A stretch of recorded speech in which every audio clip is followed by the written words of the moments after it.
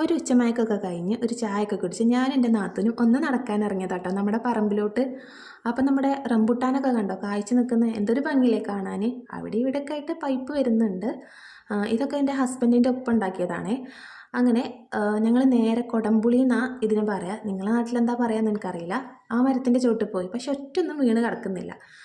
ഉമ്മച്ചി എപ്പോഴും പറയാറുണ്ട് അതിൻ്റെ പാകമാകുമ്പോൾ അത് തന്നാലെ വീണ് കിടക്കും. പക്ഷേ അതിൻ്റെ ഉള്ളിലത്തെ ആ കുരു കഴിക്കാനുള്ള പൂതിയുണ്ട്. ഞങ്ങളൊന്ന് പറിച്ചു, പക്ഷേ അതൊന്ന് പൊട്ടിച്ചെടുക്കാൻ കുറച്ച് റിസ്ക് ഇട്ടു കേട്ടോ.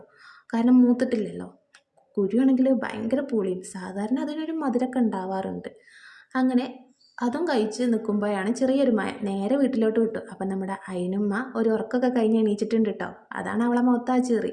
ഉമ്മ രാത്രി നല്ല ചിക്കൻ്റെ വരട്ടും അതുപോലെ തന്നെ ബീഫ് കറിയും നെയ്ച്ചോറും ഉണ്ടാക്കി വെച്ചിരുന്നു. അങ്ങനെ അതൊക്കെ കഴിച്ചു. ഇന്നത്തെ വീഡിയോ ഇത്രേ ഉള്ളൂ. നിങ്ങൾക്ക് ഇഷ്ടമായോ?